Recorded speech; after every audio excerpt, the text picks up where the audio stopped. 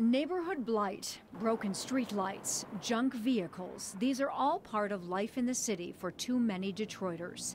If you live in Detroit, and I do, you live differently than everybody else. Doreen Brown's job is to help Detroiters solve their problems. She is the city ombudsman. We are the only access that frustrated citizens have when they've got complaints. Her office is in City Hall, but she operates outside the usual City Hall circles. I'm not popular around here.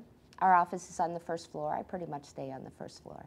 When she does get out of the office, she often meets with citizen groups like these residents who gathered today at the UAW Voter Center. She read them a letter from a senior citizen who lives in a nice home surrounded by houses like this. I have to say to you that the system is not working for us seniors. We have bars, alarms, cameras, and anything else we can afford, but it seems it is not enough. We just feel trapped in the city we love.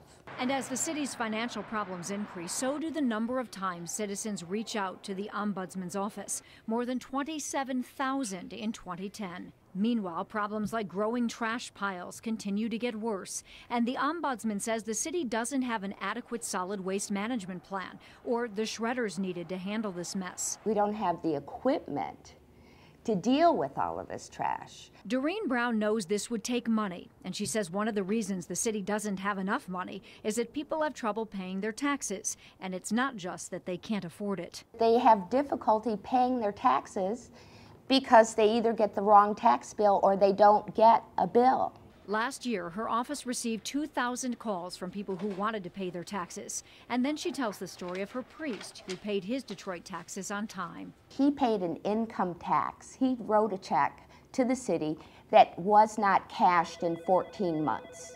Money problems have hit the Ombudsman's office especially hard. We've sustained a 29% cut in this little tiny budget, compared to 4% to 15% cuts for the other departments.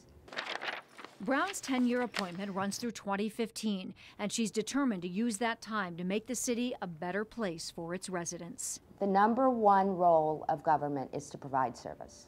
That's the #1.